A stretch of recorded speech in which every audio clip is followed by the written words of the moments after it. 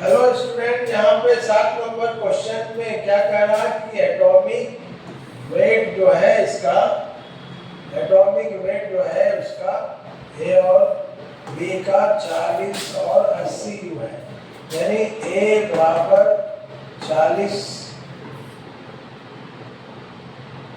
और B equal to है 80।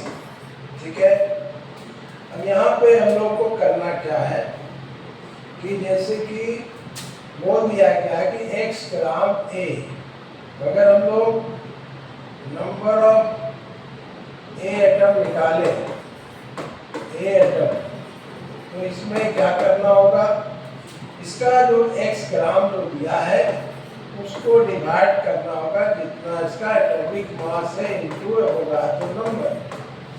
अब यहाँ पर देखिए कि ये जो हमारा है y दे दिया है, इसका वैल्यू y दे दिया है, देखो y एटम है, यहाँ पे हमारा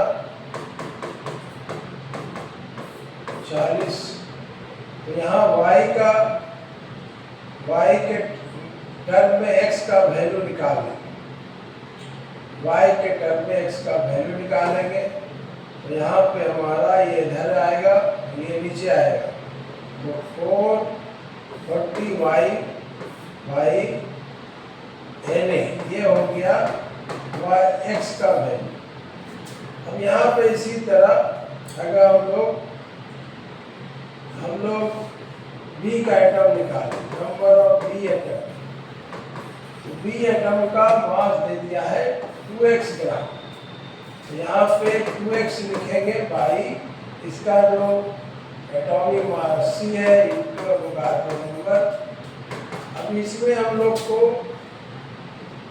जो x का वैल्यू है, ये जो x का वैल्यू यहाँ पुट कर देना, इसमें बैठा देना, ये जो x का वैल्यू इसमें बैठा देना, तो 2 into 40y by n, 40y by n,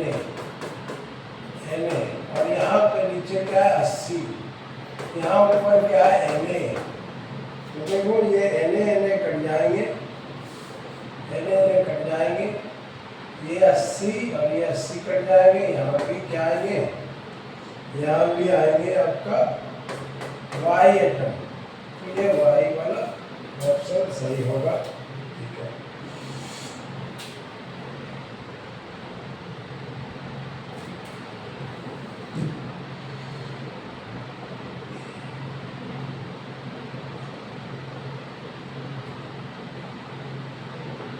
अब देखो यहाँ पे हम लोग का एल्युमिनियम का मास, एटॉमिक मास में मास दे दिया है, एटॉमिक मास इसका 27 है, एल्युमिनियम का 27, तो इतना ग्राम में कितना एटम होगा, तो नंबर ऑफ एल्युमिनियम एटम हो जाएंगे 54 बाई जो इसका एटॉमिक मास 27 है इनटू एवोगाड्रो नंबर।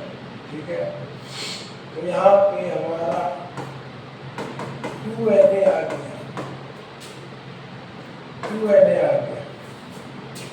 अब अगर मान लो कि 2Na एटम मैग्नीशियम का है तब कितना होगा, तो हम लोग को यहाँ पे याद रखें कि ये जो एटॉमिक मास किसी का होता है, जैसे मैग्नीशियम का दिया है 24, Mg का दिया है 24, तो 24 ग्राम में याद रखें, 24 ग्राम में होते हैं Na atom, Avogadro number atom होते हैं, तो यहाँ पे Na एटम है, इसको उल्टा तरफ से समझते हैं कि Na 24 ग्राम Na एटम, या दूसरा शब्द में कहें तो Na एटम मौजूद है 24 ग्राम में, 24 ग्राम में, तो 2Na एटम किसमें कितना मौजूद होंगे, क्योंकि 2Na एटम देखो एल्युमिनियम में है 2Na एटम, मैग्नीशियम में भी है 2Na एटम, तो बताइए इसका क्या होगा, 2Na एटम है तो यहाँ पे 48 हो जाएगा, यहाँ पे ऑप्शन 48 नंबर होगा ऑप्शन। यहाँ देखो क्या बोला गया कि इतना ग्राम आयरन में कितना एटम है, अगर एटॉमिक मास इसका इतना है। तो हमारा देखिए कि हम लोग जो नंबर एटम निकालते हैं उसमें क्या तरीका अपनाते हैं, जितना मास दिया रहता है उसमें उसके एटॉमिक मास से डिवाइड करते हैं। ये देखो एटॉमिक मास दिया इनटू एवोगाड्रो नंबर, तो यहाँ पे काटेंगे तो 10 आएगा, 10 Na।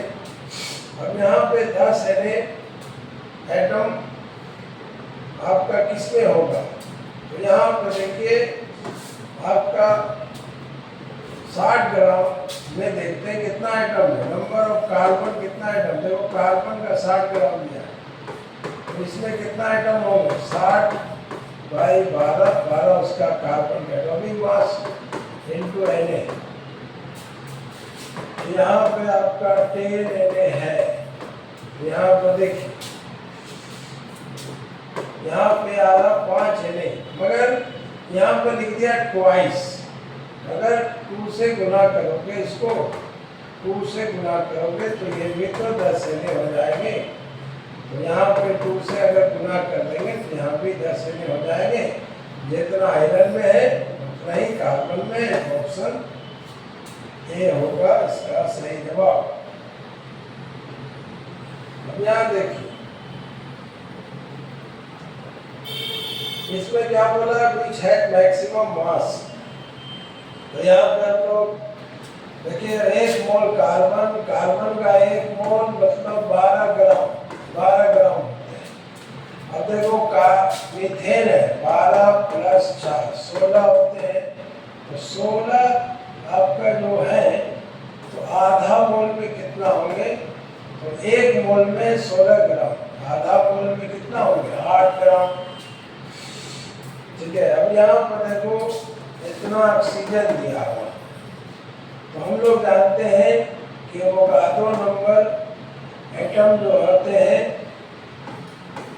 वो कितना ग्राम ऑक्सीजन के बराबर होते हैं 16 ग्राम। तो अगर इतना एटम है तो कितना ग्राम के बराबर होंगे 8 ग्राम ऑक्सीजन के बराबर।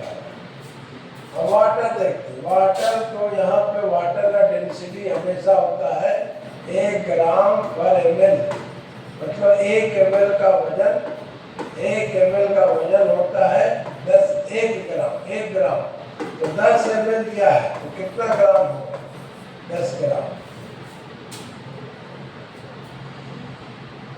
ठीक है, अब देखिए 11 नंबर सवाल आते हैं।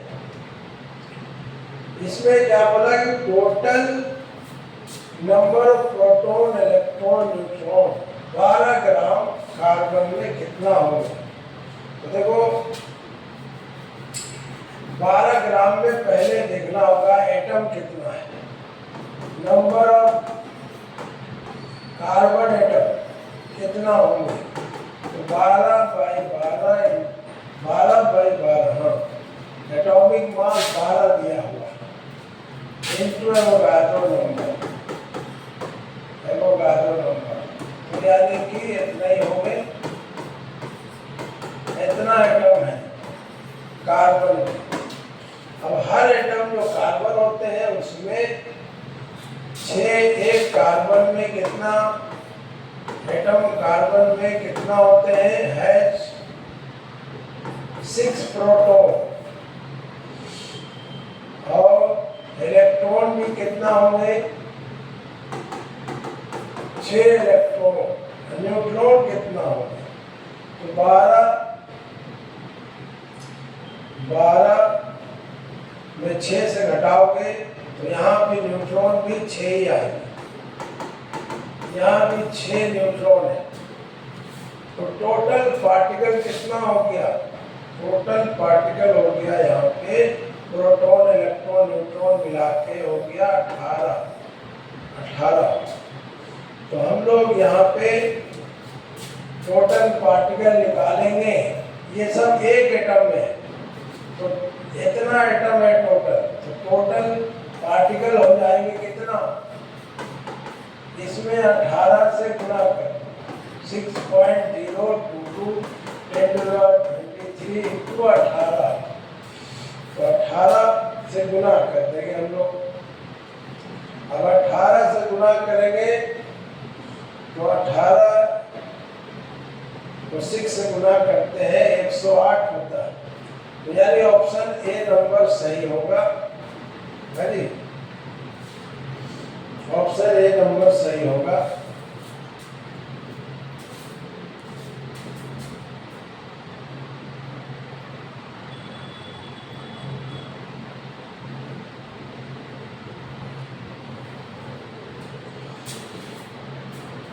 ठीक है, अब यहाँ पर देखिए बड़ा ही इंटरेस्टिंग सवाल दिया है कि बोला गया है कि एक मोल एलिमेंट है, एक मोल एलिमेंट है, उसका मास या उसका जो मास है 3/10 times of mass of 1 mole element Y, मतलब Y का जो मास है वो 3/10 है X के मास के बराबर। तो यहाँ पे हम लोग X का एटॉमिक मास A मान लेते हैं, और ये जो A है वो 3/10 है B के।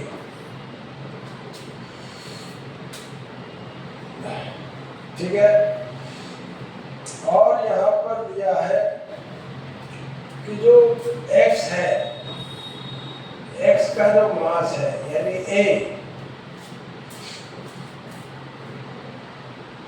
X का जो मास है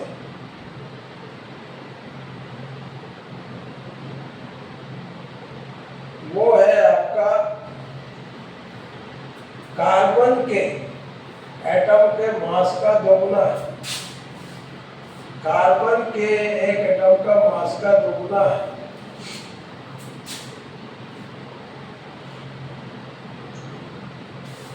मगर यहाँ पे एक एटम का, यहाँ पे एक मोल का दिया था, यहाँ पे एक एटम का दिया। यहाँ पे हम लोग क्या करेंगे कि देखो यहाँ पे एवोगाड्रो नंबर से इंटू करेंगे, एवोगाड्रो नंबर से डिवाइड करेंगे, तो हम लोग किसी का एटॉमिक मास को एवोगाड्रो नंबर से डिवाइड कर दो तो एक एटम का मास मिलते हैं। तो हम लोग यहाँ पे एवोगाड्रो नंबर से डिवाइड करेंगे तो एक एटम का मास मिलेगा, और वो एटम का मास कार्बन के एक एटम मास के 2 टाइम होते हैं, 2 टाइम्स। तो यहाँ पे हम लोग देखते हैं कि कार्बन का एक एटम का मास क्या होता है। कार्बन का एटॉमिक मास 12 है, यहाँ भी एक एटम का मास निकाल रहे हैं, तो यहाँ भी Na से डिवाइड। तो यहाँ पे हमारा ये जो है Na कट जा रहा, यानी A का मैग्नीट्यूड मिल रहा 24 मिल रहा। अब इस 24 को यहाँ पे बैठा देंगे, यहाँ पे 24 को बैठा देंगे,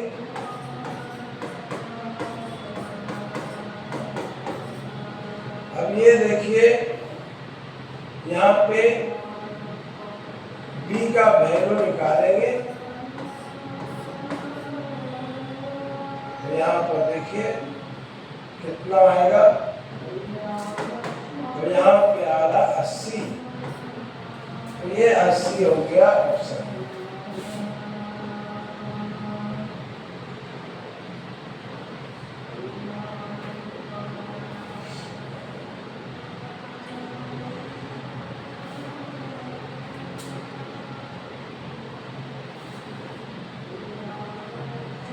अब देखिए यहाँ पे आते हैं हम लोग,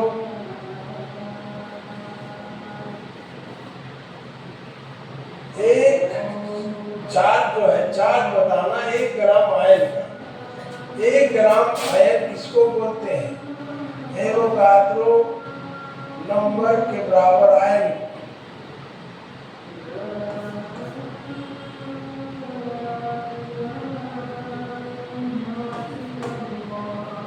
यहाँ पे एवोगाद्रो नंबर के आयन का चार्ज क्या होगा बताना है। तो हमारा देखिए कि नहीं, यहाँ पे 1 ग्राम आयन दिया है ना, ठीक है, 1 ग्राम आयन दिया है। तो हम लोग देखिए 27 ग्राम इसका एटॉमिक मास होता है। तो 27 ग्राम एल्यूमिनियम में देखते हैं इतना आयन होते हैं, एवोगाद्रो नंबर आयन, ठीक है। तो 1 ग्राम में कितना आयन होंगे? तो Na/27 कितना आयन होंगे? अब हर आयन पे कितना देख रहे हैं? 3 प्लस है, ठीक है ना। तो यहाँ पे हम लोग क्या करेंगे? तो यहाँ पे हमारा देखिए चार्ज ऑन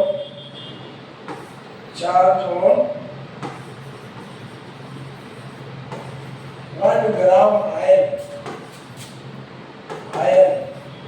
तो यहाँ पर देखिए पहले तो 1 ग्राम में कितना आयन है? इतना आयन है, Na/27 इतना आयन है। और हर आयन पे 3 प्लस चार्ज है, यानी 3। और ये हर प्लस चार्ज कितना होते हैं? तो जितना इलेक्ट्रॉन का चार्ज होता है, प्लस चार्ज कितना होते हैं? जितना इलेक्ट्रॉन का चार्ज होता है। तो हम लोग यहाँ पे गुणा कर देते हैं। तो यहाँ पे हमारा कौन सा होगा?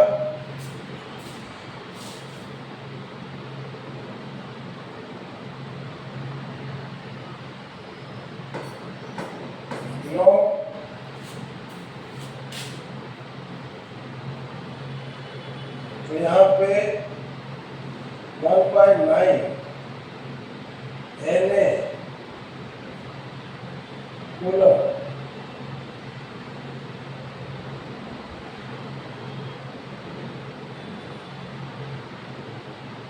अच्छा, यहाँ पे देखो छोटा सा आप लोग को ई नजर आ रहा है। ई देखो यहाँ ई सब में लिखा है। ई किसने लिखा? ये इलेक्ट्रॉन का बड़ा जगह पे लिखा।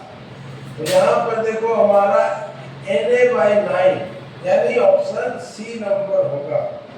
ऑप्शन सी होगा क्योंकि यहाँ पर देखो 1/9 यहाँ भी है, Na है, और इसकी जगह पे ई ले सकते हो, इसकी जगह पे ई ले सकते हो। तो ये हमारा Na कूलम, थोड़ा प्रिंटिंग मिस्टेक हो गया है, कूलम, ठीक है। अब यहाँ पर देखो ये तो और इंटरेस्टिंग है। इसमें क्या कहा जा रहा है कि एक एटम के अंदर न्यूट्रॉन, प्रोटॉन, न्यूट्रॉन और इलेक्ट्रॉन है, और जो मास ऑफ न्यूट्रॉन है वो हाफ है इसके। तो प्रोटॉन के ने अपने मास का हाफ है, ठीक है। जितना मतलब कि नॉर्मली आप न्यूट्रॉन का मास 1 यूनिट मान है तो आधा समझना, और जो प्रोटॉन का मास है वो अपने ओरिजिनल वैल्यू का डबल है। जैसे हम लोग यहाँ देखिए कि किसी का मास जो निकाला जाता है, याद रखिए, किसी का एटॉमिक मास जो निकाला जाता है, एटॉमिक मास को हम लोग मास नंबर भी कहते हैं, ये मास नंबर भी कह सकते हैं। तो ये क्या होते हैं? न्यूट्रॉन प्रोटॉन का समेशन होते हैं। न्यूट्रॉन प्लस प्रोटॉन को जोड़ने पर क्या मिलता है? मास नंबर मिलता है। अब यहाँ पे हमारा मास नंबर इसका बताना है, इसका बताना है। तो ऐसे यहाँ पे हम लोग कैसे निकालेंगे? देखिए तो हम लोग का इसमें अगर गौर से देखें तो 6 प्रोटॉन है, ये जो 6 है प्रोटॉन है, और 14 में 6 घटाएंगे तो यहाँ मिलेगा 8 न्यूट्रॉन। तो हम लोग कैसे निकालेंगे? तो 8 न्यूट्रॉन का जो मास है, अब पहले 1 यूनिट था, अब बोल रहा कि उस न्यूट्रॉन का मास आधा यूनिट है, यानी 0.5 यहाँ गुना करें, ये हो गया न्यूट्रॉन। अब देखो प्रोटॉन, प्रोटॉन इसमें कितना 6 है। अब बोला प्रोटॉन का मास जो है ट्वाइस है, अपना वैल्यू से ट्वाइस है, यानी दोगुना है। तब कितना हो जाएगा? देखो इसको आधा करेंगे तो 4 है जी, और इसका 12, यानी कि 16 आंसर होगा। देखो न्यूट्रॉन जो हम लोग 1 मान लेंगे, 1 मानते हैं, लेकिन यहाँ पे क्वेश्चन के अकॉर्डिंग बोला कि आपको 1 नहीं लेना, आपको एज्यूम करना है कि हर न्यूट्रॉन का मास आधा हो चुका है और हर प्रोटॉन का मास डबल हो चुका है। तब बताइए उसका मास क्या होगा, एटॉमिक मास क्या होगा। तो हम लोग आधा हो चुका है तो 8 प्रोटॉन न्यूट्रॉन में आधा से 2 करेंगे, और हर प्रोटॉन का मास डबल हो चुका है तो उसमें 2 से गुना करेंगे, और 4 को 12 मिला के 16 हो गया। तो इसका आंसर क्या होगा? तो कौन सा आंसर होगा?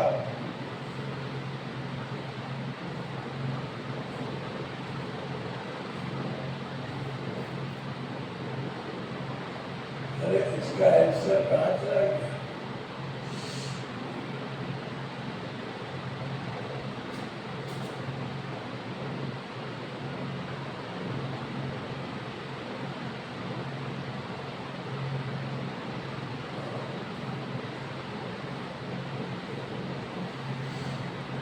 इसका आंसर शायद डाउट में हुआ है, ये आंसर तो कोई नहीं है, क्योंकि यहाँ पे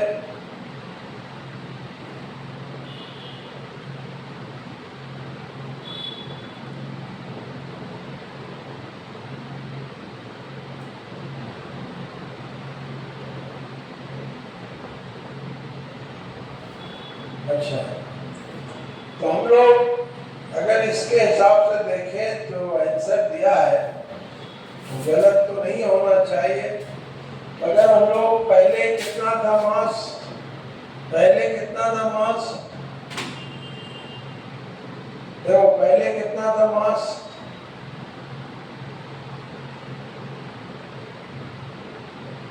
पहले कितना था मास 14 था, पहले 14 था, अभी कितना हो गया 16 हो गया, तो कितना बढ़ गया 2।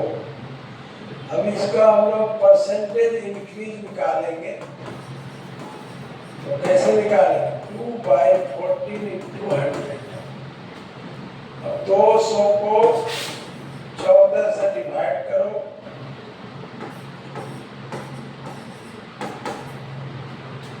14 यहाँ पे बचा 6 0। तो ये वाला जो होगा आंसर, ये आंसर हो जाएगा। मतलब उसका एटॉमिक मास 14% के आसपास बढ़ गया, 14% के आसपास बढ़ गया। ठीक है, तो ये इसका फाइनल आंसर होगा। ऑप्शन गलत नहीं दिया है, ऑप्शन को बढ़िया से, क्वेश्चन को बढ़िया से पूछा नहीं है। अब देखो यहाँ पे हम लोग क्या सीखे कि जब भी किसी का आइसोटोप्स होता है, आइसोटोप्स होता है, तो उसके जो एटॉमिक मास होते हैं वो एवरेज एटॉमिक मास होते हैं। ठीक है, एवरेज एटॉमिक मास होते हैं। तो यहाँ पे बोला गया C12 C14 का 98 और 2% है।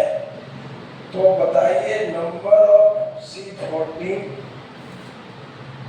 C12 में कितना है? 12 ग्राम। तो हम लोग देखिए 12 ग्राम में इसी हिसाब से तो पाए जाएंगे। देखो C14 का बारे में पूछा गया है, तो कोई भी सैंपल लेते हो तो उसमें 98% आपको C12 मिलेंगे और 2% आपको C14 मिलेंगे, समझे कि नहीं? तो हम लोग यहाँ पे जो 12 जो आपका है, ये 12 ग्राम जो सैंपल है, 12 ग्राम कार्बन है, उसमें पूछा कि बताइए कितना एटम C14 है।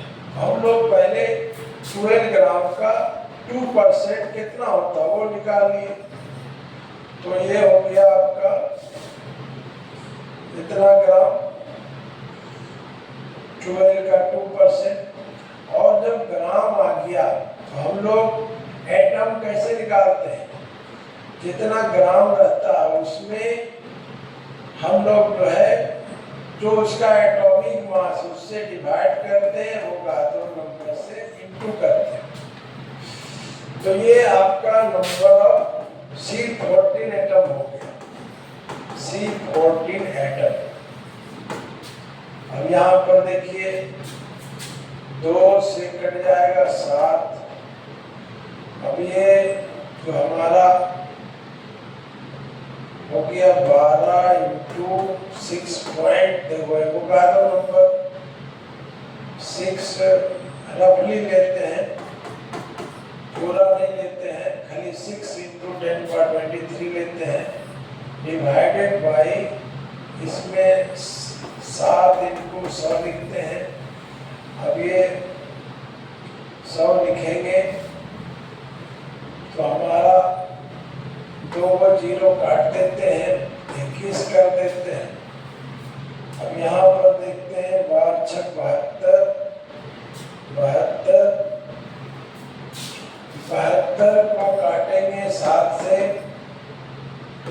तो लगभग 10 के आसपास आंसर आएगा। लेकिन पावर क्या होगा? 10 पे पावर 21 होगा। लेकिन यहाँ पे 22 दिया है पावर, तो एक तरीका है कि इसके आगे डेसिमल लगा दें तो 22 लिख सकते हैं। तो ये ऑप्शन हमारा सही होगा। आपको जरूरी नहीं है कि पूरा कैलकुलेटर से मल्टीप्लाई डिवाइड करें, टेक्निक का इस्तेमाल करके भी बता सकते हैं। तो ये ऑप्शन ये हो गया। अब यहाँ देखिए इसमें 3 आइसोटोप्स है, एक का 20 है, एक का 21 है, एक का 22 है।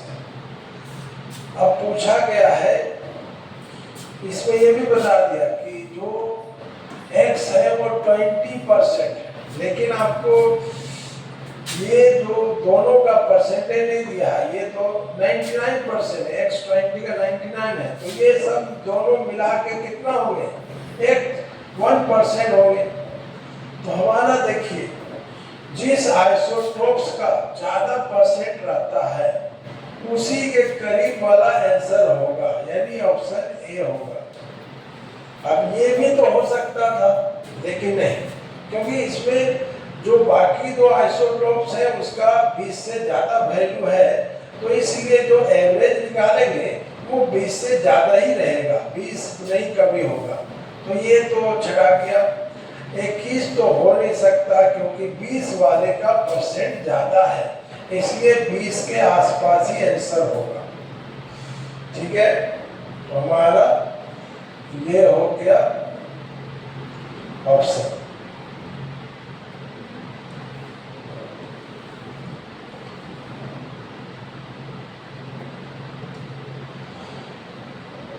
अब यहाँ देखिए हीलियम का एटॉमिक मास दिया हुआ इंडियम का, और इसके 2 आइसोटोप्स हैं, 115 जिसका परसेंट 95% है। तो बताओ दूसरा आइसोटोप्स कितना है? तो हम लोग फार्मूला कैसे लगाते हैं? A1X1 प्लस A2 x खाली लिखो, A200 माइनस x बाई 100।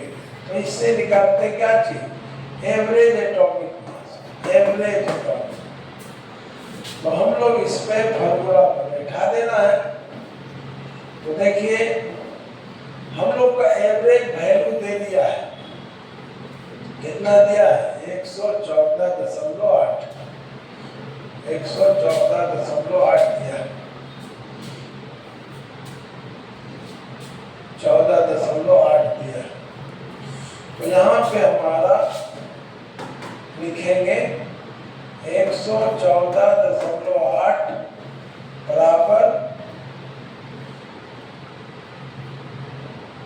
बराबर यहाँ पर देखिए 115 का है 95%। अब दूसरा का हमको पता नहीं है, हम लोग y ले लेते हैं, उसका 5% डिवाइडेड बाय 100। दूसरा का मान लेते हैं 5%, दूसरा का y मान लेते हैं, तो उसका 95 में 100 में 95 माइनस करेंगे तो उसका परसेंटेज होगा कितना, 5%। ये 95 है तो वो 5%। अब इसका हम लोग कैलकुलेशन करेंगे, तो इसका कैलकुलेशन करेंगे तो यहाँ पे देखिए 11480 आएगा, और इसमें कैलकुलेशन करेंगे तो हम लोग का जो है आंसर 114 के आसपास आएगा। कैलकुलेट करोगे, ऑप्शन डी होगा इसका, समझे।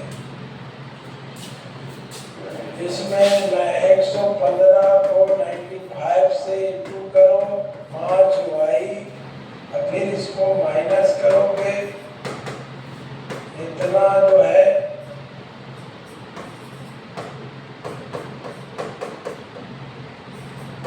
तो इसमें आप 5 से डिवाइड करोगे तो 114 आएगा। ये हो गया, ठीक है। अब यहाँ देखो 44 ग्राम CO2 के अंदर कितना मॉलिक्यूल है, तो 44 क्या हो गया, उसका मोलिकुलर मास, तो यानी कि ये 1 मोल है। 1 मोल कोई भी चीज होगा कितना होगा। अब यहाँ देखिए इसमें पूछा मोल, तो आप जानते हो NH3 जो होता है अमोनिया कहलाता है, इसका 17 होता है। अगर इसको 17 से डिवाइड करोगे तो 1/4 मोल होगा। 1/4 का मतलब कितना होता है,